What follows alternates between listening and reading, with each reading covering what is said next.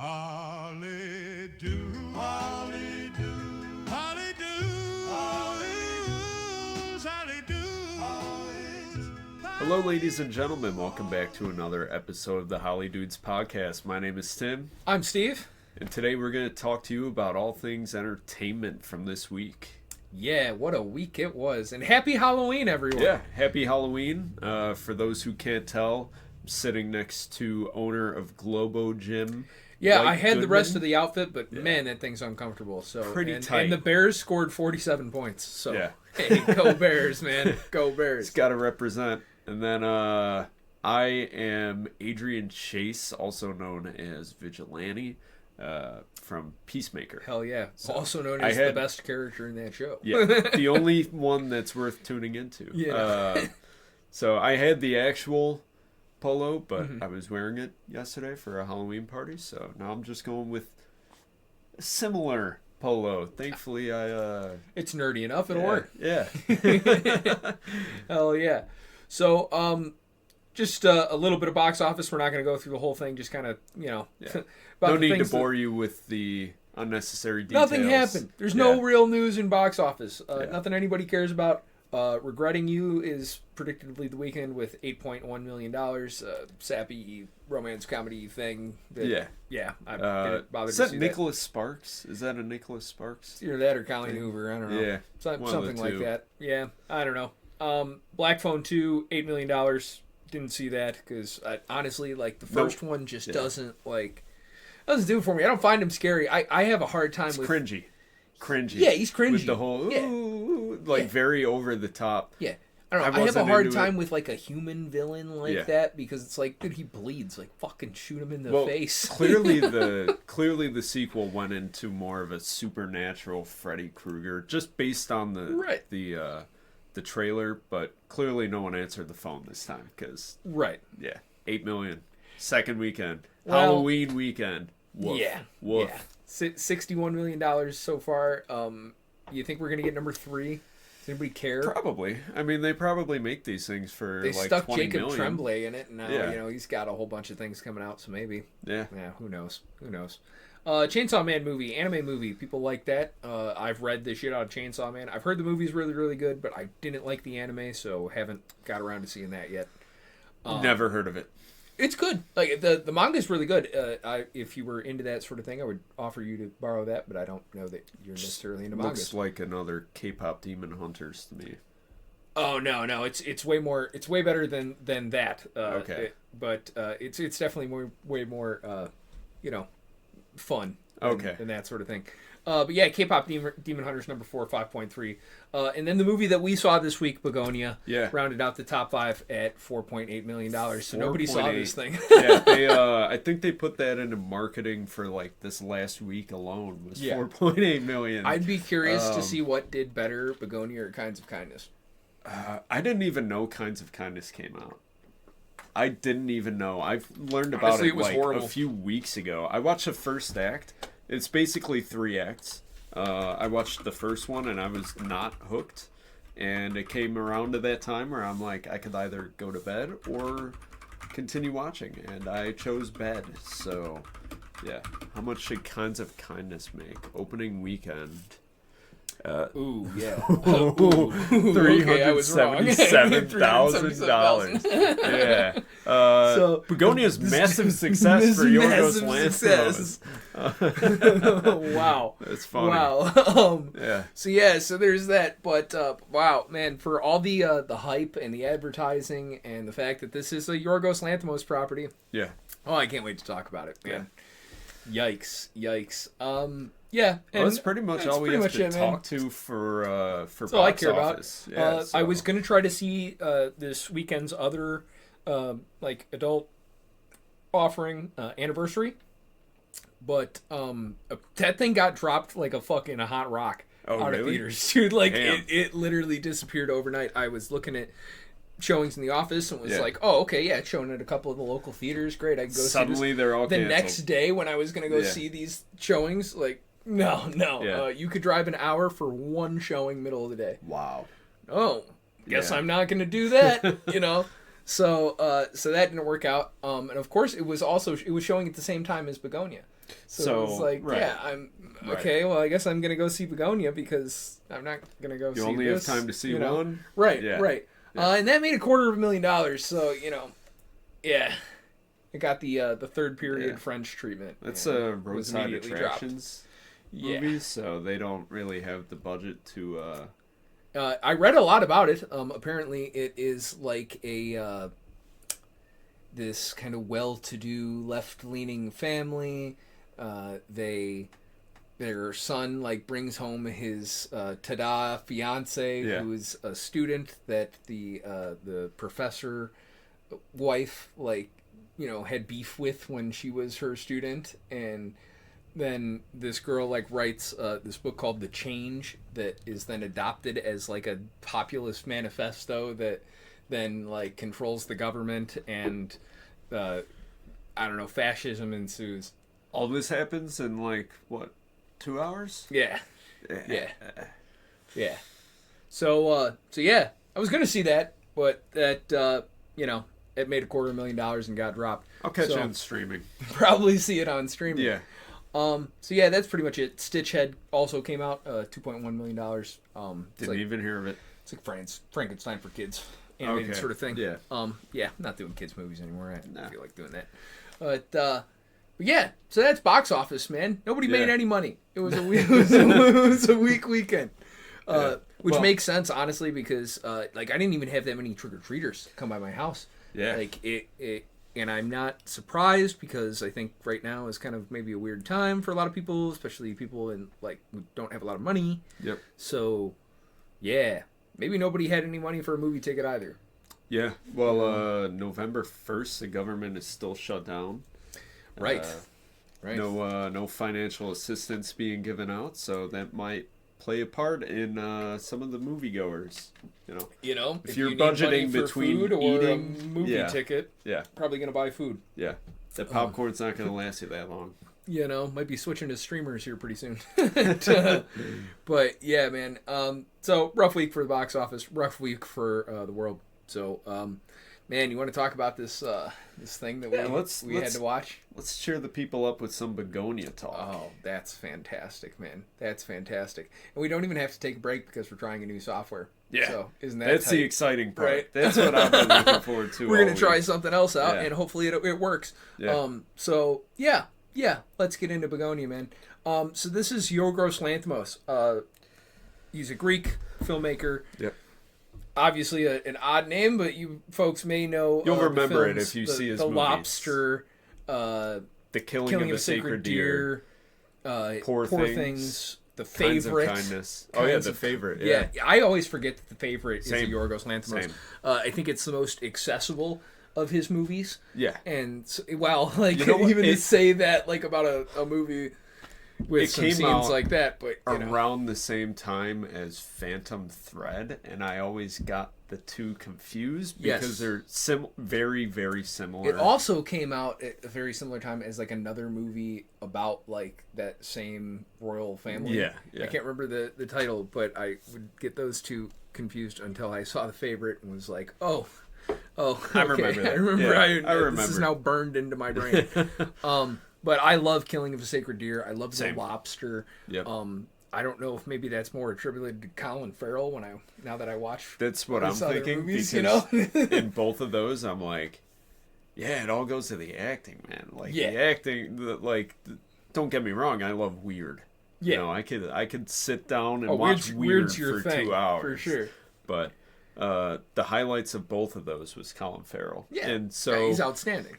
If you take Yorgos Lanthimos, a weird director, and you give him another just legendary fucking actor in Jesse Plemons and in Emma Stone, what do you get out of it?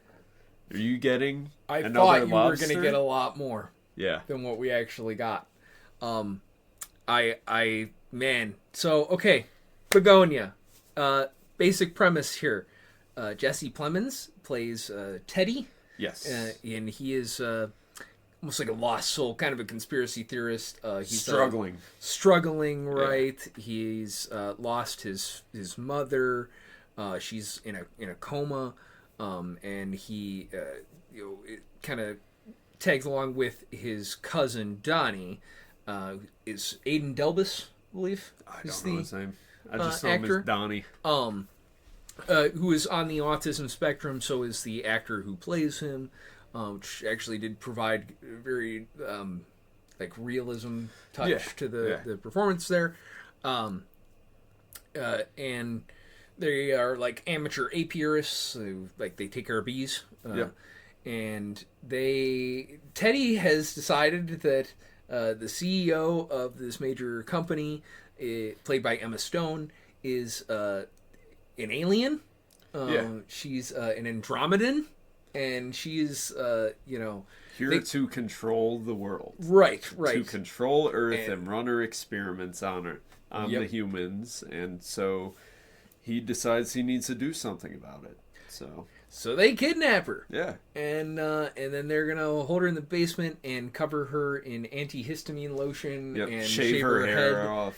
To prevent her psychic powers from working on them, and they chemically castrate themselves so that she can't use her sexual powers against them. And they're gonna, I guess, try to convince her to get them a parlay with the leaders of this Andromedan spaceship, and they're going to convince them not to end humanity. There's your premise. This all gets exposed in the first 10 minutes, by the way. So right. This is nothing 2 hours. Spoiler territory. Yes. This is all exposition given out in the first 10 minutes. Most of this is also explained and shown in the trailer. Yeah. But there's 2 hours of this movie. Yes. So part of it plays out almost like a 10 Cloverfield Lane, to where after the first 10 minutes, it's 10 Cloverfield Lane for a while. Minute 10 to minute 95. 90. Yeah. It plays out like 10 Cloverfield Lane, where you have the dog's going crazy. Yeah. Yeah, so, sorry, dog was going wild in the background. Yeah. As we were saying, from minute 10, minute 90, 95-ish, it's pretty much 10 Cloverfield Lane. Yeah. But not as intense. And not as good, honestly. Like John Goodman gives a lot to 10 Cloverfield Lane. And while I thought that the performances from Jesse Plemons and Emma Stone were strong, I've seen stronger. I've seen better from both of them. Better, yeah. In Yorgos Lanthimos properties from Emma Stone. So, yikes. Not a strong outing for either one of them. No. Really. Their characters, sure, I believe them as their characters, but do I want to see 2 hours of it? Not really. Not really. Not really. It's not very good. Not very good. So, you want to get into full spoilers? Yeah. Hell yeah. Let's do it. Yeah. So, let's expose these Andromedans. So they think she's an Andromedan. And where this movie absolutely fails for me is there is supposed to be a twist. I know this is supposed to be a twist, especially from reading people's reviews and stuff. Apparently this was a twist for some people, but about 3 minutes into this, I figured out that yes, she is indeed a fucking alien, and obviously the conspiracy theorists cannot make it out of this story, and so I pretty much knew how this movie was going to end about 4 minutes in, and they lock her up in the basement. They do all these interrogations, and they want her to record a message in her language to these spaceships, and keeps obfuscating. That was my problem. For time. Yes. She's not reacting how a normal person would react. Right. A normal person would freak the fuck out, be begging for their life. They'd be much less calm than she is. I get that they're trying to, but she's a strong, powerful woman, she's the CEO, and she does all this combat training and blah blah blah, but come on now, that's not how a normal person would react. Right. So it's very clear to me that yes, she is indeed a fucking alien. I guess that's where we're going with this. Okay, we'll see how this goes. And it's boring, and I didn't. The Donnie character didn't work for me great, I get it, but the only thing that shocked me in the entire movie is his demise. Yeah. You know? Well, and that was telegraphed as well. Oh, yeah. As soon as he was down there holding the gun and she's talking to him, I'm like, I know how this is going to end. Yep. I know exactly how this is going to end. And so I wasn't as shocked. There were, I think, 6 of us in the theater last night in total. And seemed like I was the only one who wasn't just shocked by Donnie's demise. So, yeah. That just, the rest of the movie for me was also just like, oh. You know, okay. Oh, this is what we're doing. Let's watch it play out. Uh-huh. Yeah. Yeah, and I hate that, man, because it really takes away from the experience for me. Then, right. When and even I can rewatch a movie knowing what the twist is, but as long as it's done well, that's great. The Sixth Sense. Gone Girl. Yeah. Lucky Number 11 is my favorite movie of all time. And that's the entire movie is based on that twist at the end. The entire, and they spell it out in the beginning. Yeah. He's explaining that this is going to be a twist, Yeah. and then, ta-da! But it's not. It's entertaining. Though. It's right, and I can watch that over and over again. This this got one for me because I figured it out. Bugonia was really well shot though. Oh yes, very pretty. I also enjoyed the score. Yeah. But as a full movie, disappointing for sure. Oh, we didn't get a call from Pepsi, so yeah. New sponsors. Just trying that out. New sponsors.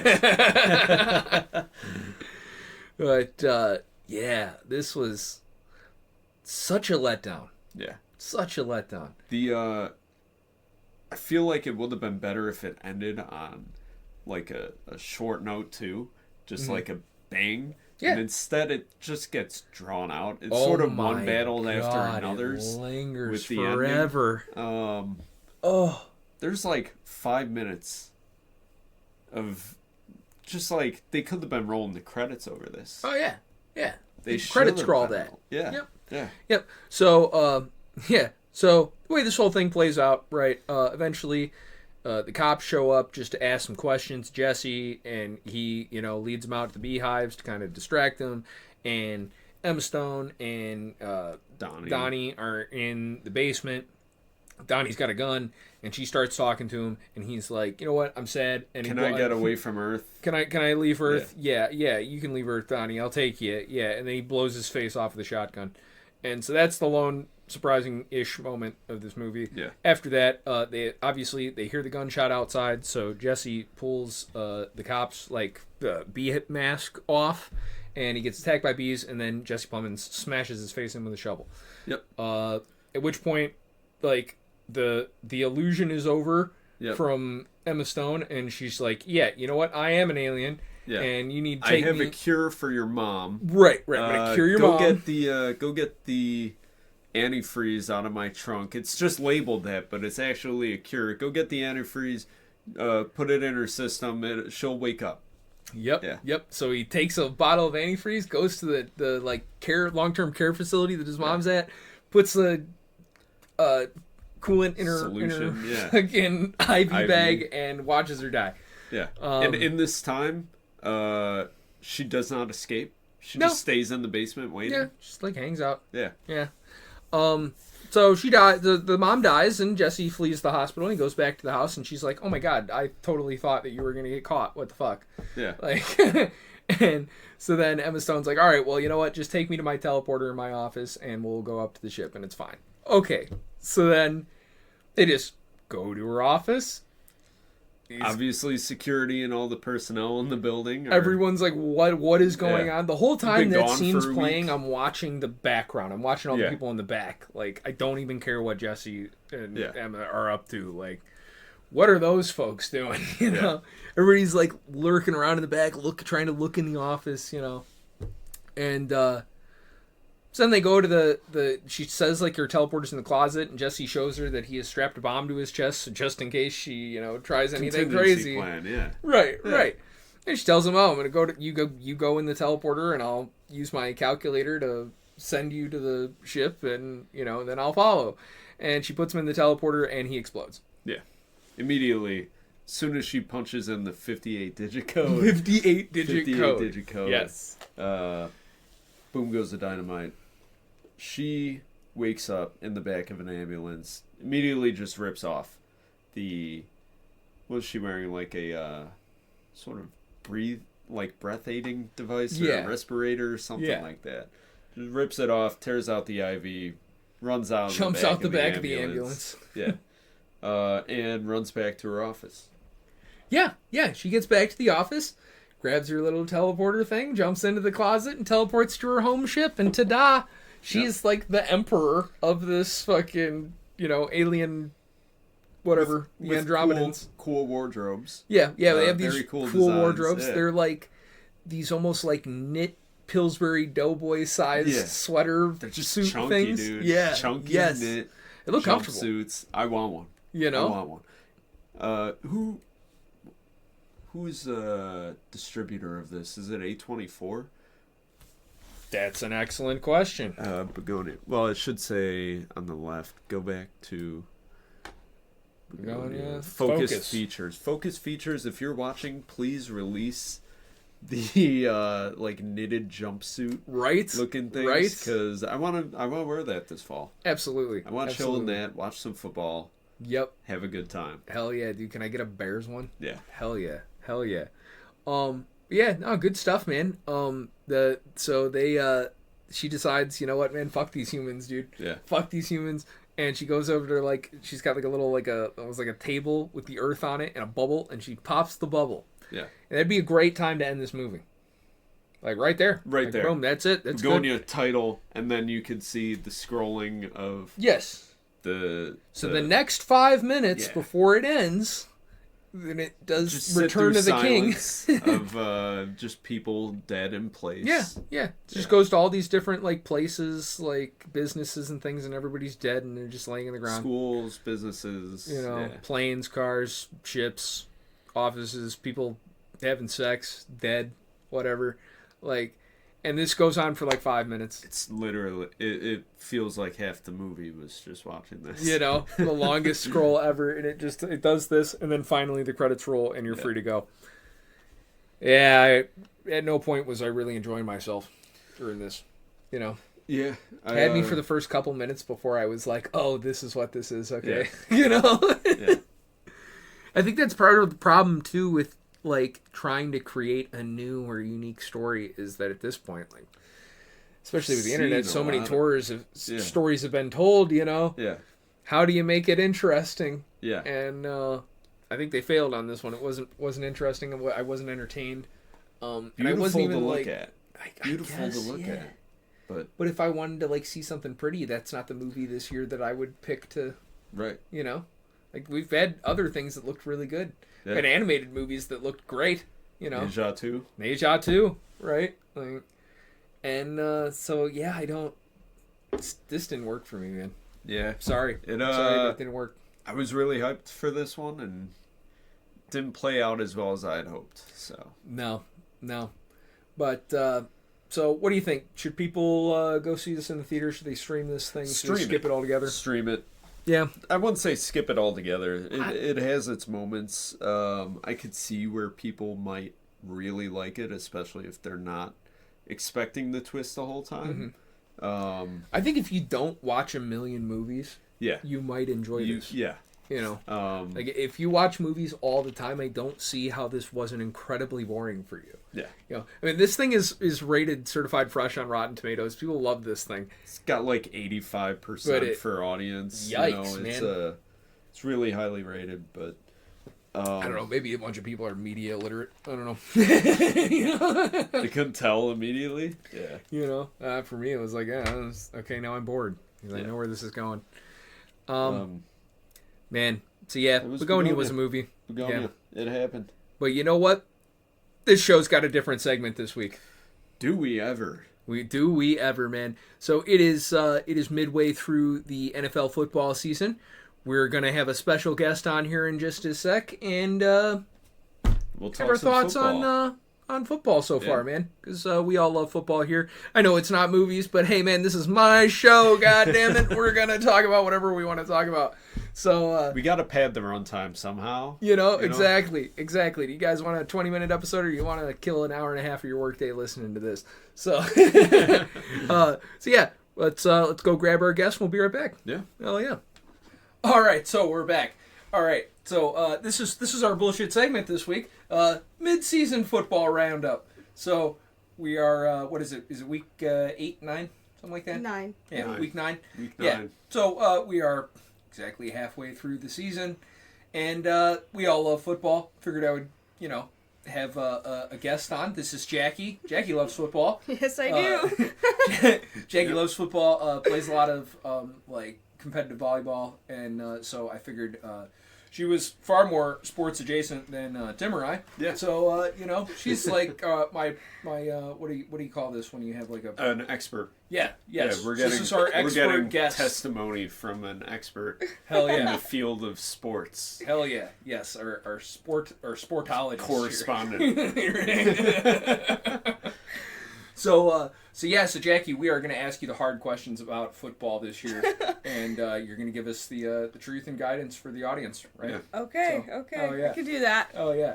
So we are exactly halfway through the season here. What is your confidence that the Chicago Bears can make this Super Bowl run? Oh, I don't know if I have much confidence for it. They have really. I'm sorry, guys. We're going to go get a different guest. Yeah. And we'll be back.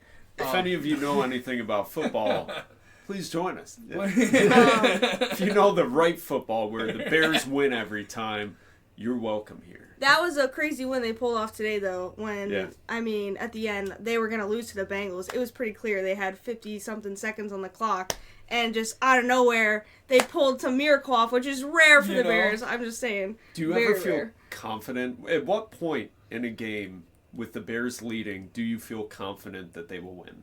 Oh, very little. It is very rare that I think they're going to win a game. Every time they usually choke. So, especially last year. Last year was a bad year for them. It was rough. See, you sound like you are just about ready to be a real Bears fan. Yeah, I don't know if I could do it, man. I don't know if I could do it. The disappointment every week. I mean, I had 10 years of that with the Broncos, so I don't know if I can go to the Bears and do that. Yeah, so. Yeah. Well, speaking of the Broncos, Bo Nix, the offense kind of struggling this season. How are your feelings on Bo Nix in his sophomore year?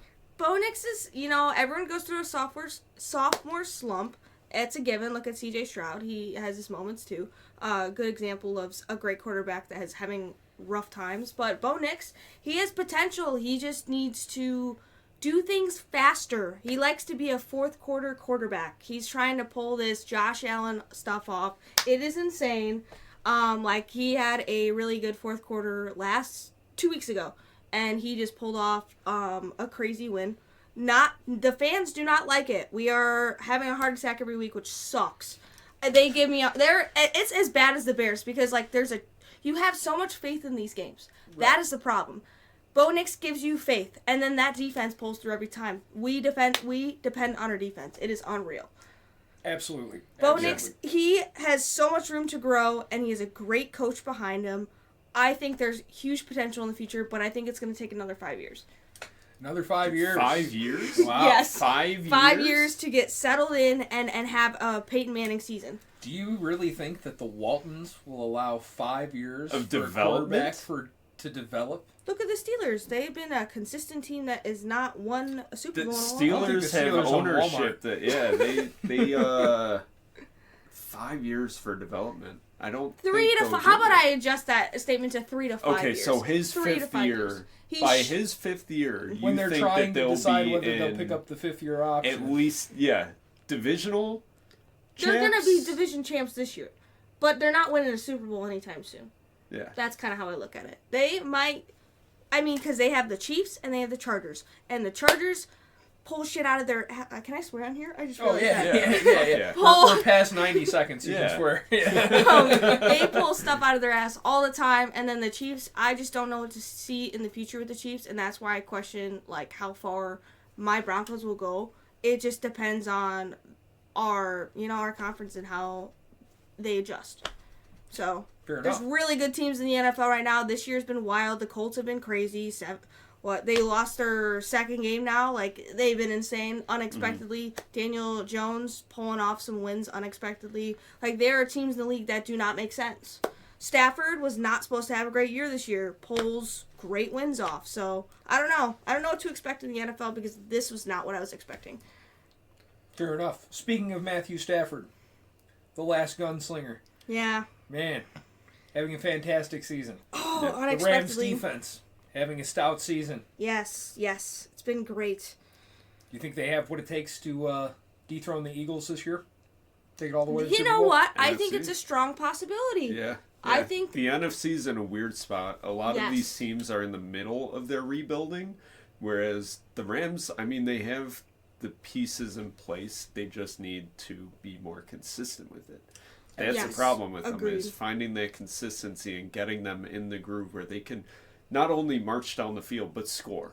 yes. You know, that's it. They need to close out these drives and actually execute instead of just looking good and then turning the ball over. You know? Right. I was very disappointed by the Indianapolis Colts today. Yeah. Well, bye I week. was It was a certainly bye rooting week. against them in fantasy because got to kill Daniel Jones this week. Very disappointed that they let the Steelers get one up on them this week, and it was a very bad performance. I didn't feel like I was watching, the kind of number one team Yeah. that we've gotten used to over the past. Sloppy. What do you have? Sloppy game. 6 fantasy points? Like, he didn't put up any numbers this week. It was 2 rough. interceptions, 3 fumbles, 2 lost. That doesn't make for a good performance. No. Especially when you're halfway through the season and you play a team that's just in the middle of the pack. Steelers aren't, like, amazing, but they're not terrible. And you're playing a team that you should beat by a lot of points, and you lose. Like, that's a hard loss. Like, they shouldn't have lost that game. It's disappointing. What about the elephant in the room? The Kansas City Chiefs. Don't even... Oh, I The hate... Kansas City Chiefs started the season very rough, right? Yeah. We were all saying, We're, what, man, 1-3? is this the end Yeah. of the Kansas City dynasty? You know, we finally get a break this year, and it looks like the Chiefs are returning to form. Somehow, the Emperor has returned. Somehow, You know? some way. Somehow, Palpatine the Emperor- always comes Yeah. back at the end of the Yeah, Star Wars that's, movie, right? That's what this is. You know, the league wasn't getting the viewers that they wanted, and so now they got to find a way to get the Chiefs back on top. And surprisingly, though, watching the last drive, they were not calling a lot of the calls that traditionally would have gone to, secure the Chiefs a successful drive. So That is true. yeah, I think some of that may come to it's the Chiefs versus the Bills, and this is going to be the most watched game of the week. Yes. has that stopped it before? No. I Never, mean, never. They've yeah. been blatant with the favoritism and bias, the pro-Chiefs bias, that is. So I don't think the league really cares, but I don't know. Maybe these refs just have it out for them. I honestly think that Buffalo gets the fairest shake out of anybody when they play the Chiefs because it has grown to be such a, it's an There's a event, market. right? There's a I care market. more about when the Chiefs and the Bills are playing than most postseason games, Yep. right? Unless it is the Chiefs and the Bills playing. But still, I will agree that the refs have had quite a hand in the Chiefs' rise. And overall this season, we've seen, especially over the past few weeks, quite a few of these calls and plays being overturned that had significant impact in the game. The Lions-Chiefs game, for example, where these refs seem to be, if not incompetent, then aggressively complicit in the rigging of games. Yeah, right. It's what do we think the NFL is going to do about this, if anything? nothing. I don't think they'll do anything. Nothing. No. There's no alternative to watch. That's a problem. If XFL was starting to rack up viewers and pull away from the NFL, then sure, they would want to address that. But right now, they have the market. Mm-hmm. They have the entire market. What are you going to do, not tune into your favorite teams? They know they got you by the hairs.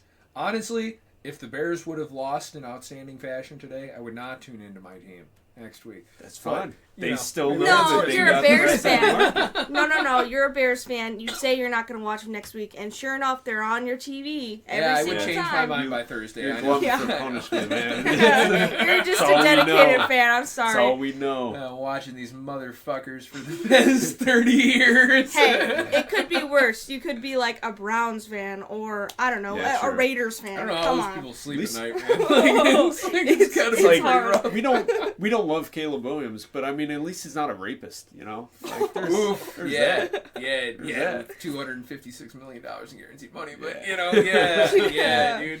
Yeah. Oh man, it could be worse. Yeah, you could be a Browns fan. Yeah. Or a fucking Jets fan. Jesus. Oh, yeah. Good point, but they got Yikes. their first win Hey, they gotta win, against man. the Gotta Bengals. win. Yeah, So- Justin Fields having a revenge game against his own team is pretty funny because You know? the owner goes and publicly talks shit about him, and then he balls out and cries. Yeah. Yeah. That was hard to watch that after. That was. I after can't the fact. imagine like having a bad day at work and then like your boss is going on TV being like, "Yeah, maybe I should get someone to replace him." Yeah. That would suck. But That would I suck. guess that's why I'm not making hundreds of millions of dollars. So You know? Yeah. You know? That's why you don't own a football team, Tim. yeah. You know? Let's Can't make those kind of hard choices. Start talking shit about my employees publicly from now on. I'll There do you it. go. There Yeah. you go. I hear that improves your standing. Hell yeah. Hell yeah. Well, one more question before I turn it over to Tim for any final thoughts here.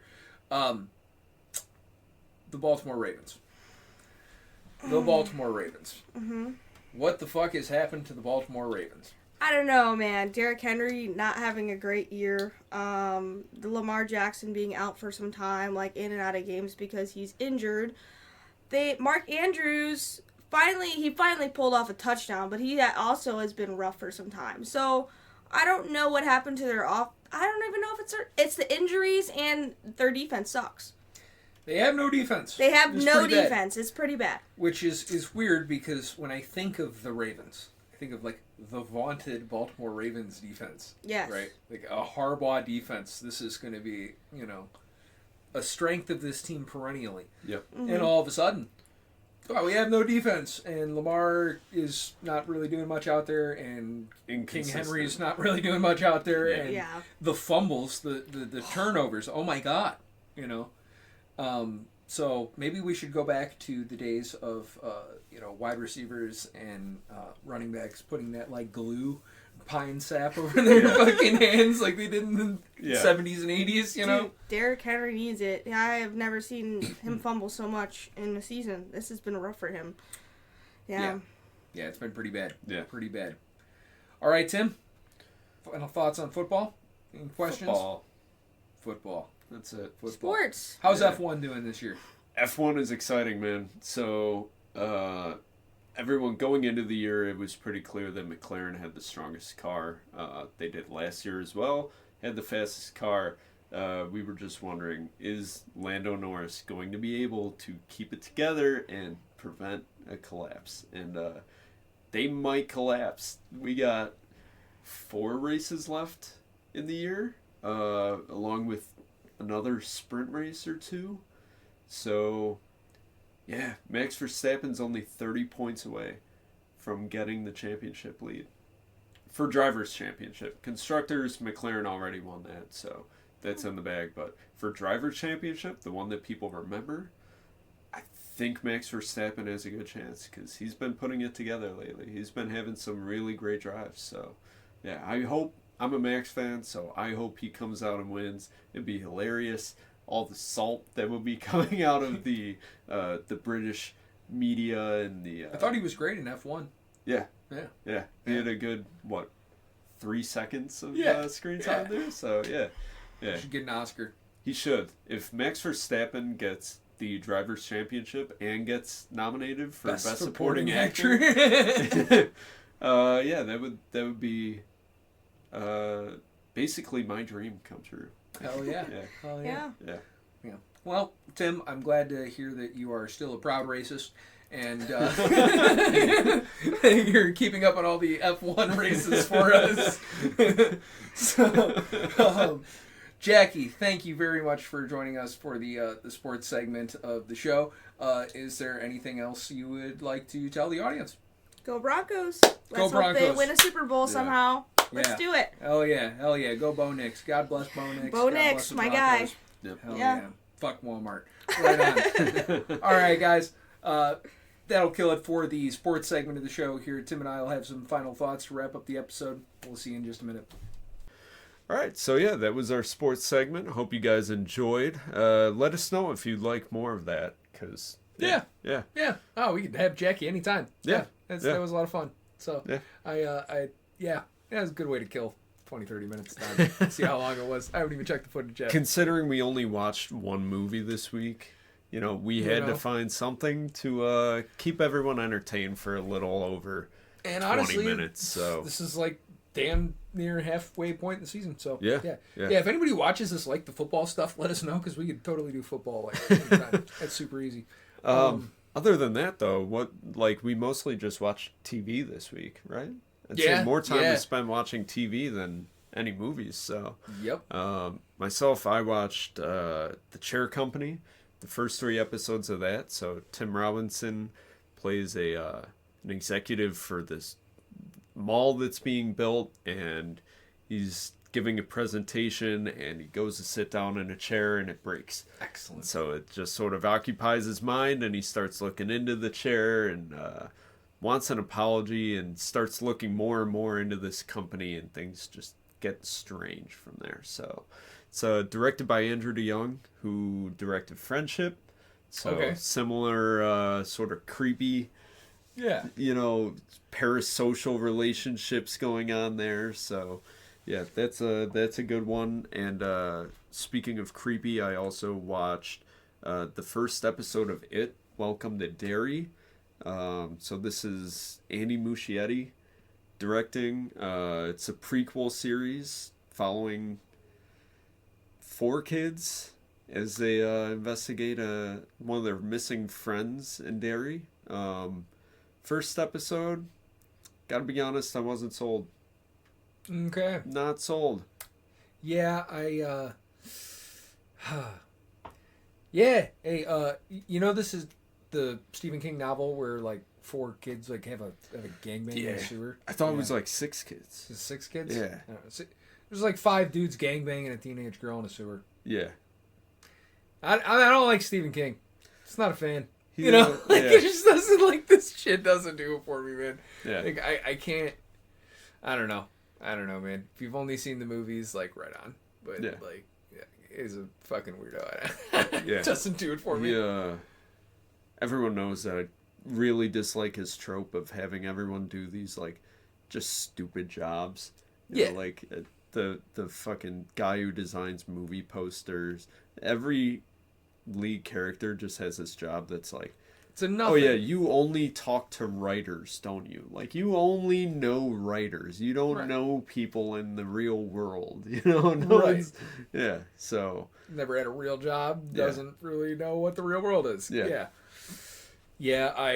I'm not a Stephen King guy. When I saw this, it's just dude, I'm good. And I wish this story would stop making money, because kids have gangbang in that book, guys. I'm just saying, this shit is not fucking appropriate. Someone look into this, man. I don't know, man. Burning some books is okay. I don't know. But yeah. So, well, I'm glad that it's shit. That makes me happy. Yeah. I watched the second episode just because the first episode was an hour long. Yeah. I sort of all right, I'm a little invested into this now. I might as well, I'll give it a second episode. If the second episode isn't any good, no. Fair enough. Yeah. Fair enough. How about you? What you been watching? I watched the greatest show ever of all time, dude. I've watched the season finale of Chad Powers. Possible series finale, because it hasn't been renewed for multiple seasons yet. Okay. And it's still the greatest of all time? Still the greatest show of all time. Still the greatest. Honestly, I know I talked about this a lot last week, so I won't spend a whole ton of time on Chad Powers, because I was worried that, how are they going to wrap this up in a 30-minute final episode? Yeah. Ends perfectly. Really? I mean, and it runs such, an emotional, gambit, too, that you wouldn't... you wouldn't expect of Chad Powers. Like, this was 5 episodes of this being kind of like a slapstick, quirky comedy thing. And this ends so incredibly that, you know, this is the best show I've seen all year. 100%. I gotta check it out. Yeah, absolutely. Like, the level of storytelling in the final episode is so much more than what, you know, you're getting going up to it. Which, I mean, I wouldn't, like, it's not to say that the previous 5 episodes are not great. No, you were really I love high this show. You know, I already thought this was the greatest, and then the ending, like, it completely stick the landing. But they leave it open enough that it could come back. You could have another 2, 3, 4 seasons of this thing. Okay. You know? And the showrunner has said in interviews that he has a plan for up to, I think, 3 seasons. Damn. Okay. Because, well, eventually his reasoning is like the reason he would only take it to 3 is because eventually Chad's like college eligibility is going to run out. Right. You know, like, you can't play college football forever. You could just keep changing designs. There's a time limit on that. You know, keep changing those prosthetics, and you're good. You know, you have no one will recognize your arm. Room, you know, no one's going to recognize the arm. The tattoo on the arm. We got Just for Men now. Oh, He'll be fine. Well, he could book a trip to Turkey. They have those all expenses paid where they bring you to the fucking doctor. Sure, he'll have horsehair put into his head. God. Hey, horses have luscious manes, man. There is that. Yeah, but man, if you guys haven't seen Chad Powers, go check out Chad Powers. It's on Hulu. It's amazing. You can watch the entire series in 3 hours. They're 30-minute episodes. There's 6 of them. You need to go watch Chad Powers and let us know your thoughts on Chad Powers, because it's fantastic. Allison and I love it. Jackie loves it. She's watched the first episode. It's great. The other thing I watched was a complete pile of fucking flaming dog shit called A House of Dynamite. So this is that a movie? This is a movie on Netflix from Catherine Bigelow. Okay. And this has Idris Elba and Rebecca Ferguson. And it's the one where they're in like the control room or something. Yeah. I've seen the ads for it. Mm-hmm. I never watched more than a second before muting the YouTube video that it plays before. Each time I'm just like, this is annoying. So, this is the opening scene, first act of a movie. Okay. Played over 4 times for 2 hours. Each from a different character's perspective. Okay. And that's it. It never the story never gets past the They never go past. It never past the inciting. It just restarts. If you have seen the trailer, the trailer is there's people in a control room in America, and a missile is headed to Chicago.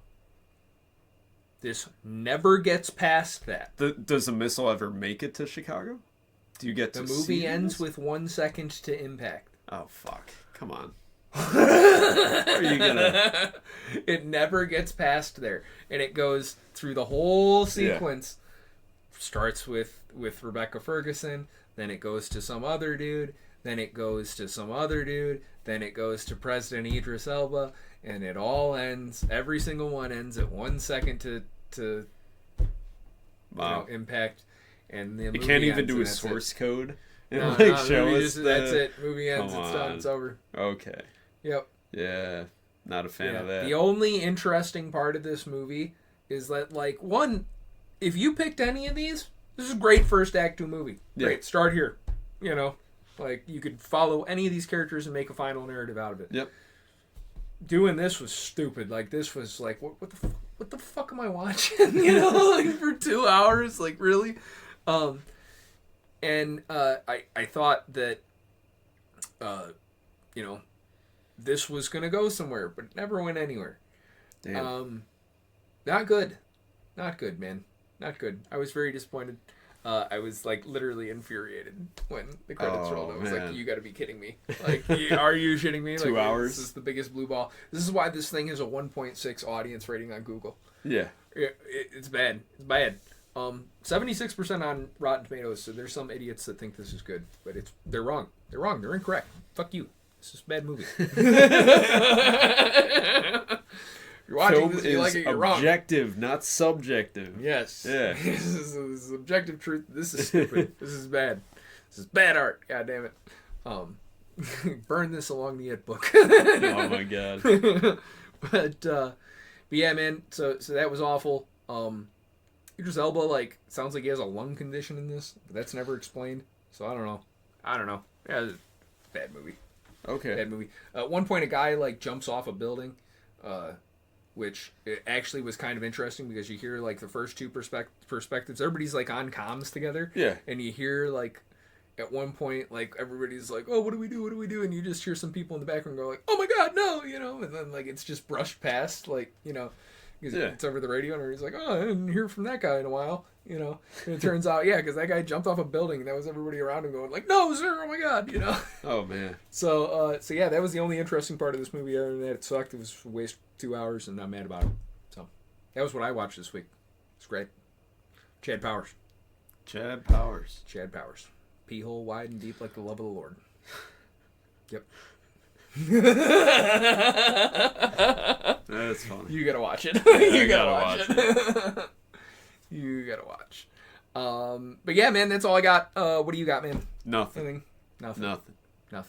Fucking go Bears, man. There was 89 points scored in a Bears-Bengals game featuring Caleb Williams and Joe Flacco in at quarterback. Wild. What the hell? And is it wasn't going on? 80-9 Bengals. Joe Flacco scoring 80. Yeah, but we won. That was awesome. That was barn burner. Go Bills. Hopefully they're still winning. We're gonna go check on Chiefs. That. Yeah, fuck the Chiefs. Fuck the Chiefs, dude. And but yeah, man, thank you to Jackie for joining in on the episode. It was great. Hell yeah. Hope you guys enjoyed this. We'll see you for the next episode for hopefully something good. Yeah, I hope so. I hope so. It's gotta be better. Looked. It's just been mostly shit lately. Yeah. But we'll figure it out, man. It'll be great. We'll see you on the next one. Yeah. Enjoy the outro. You guys take care.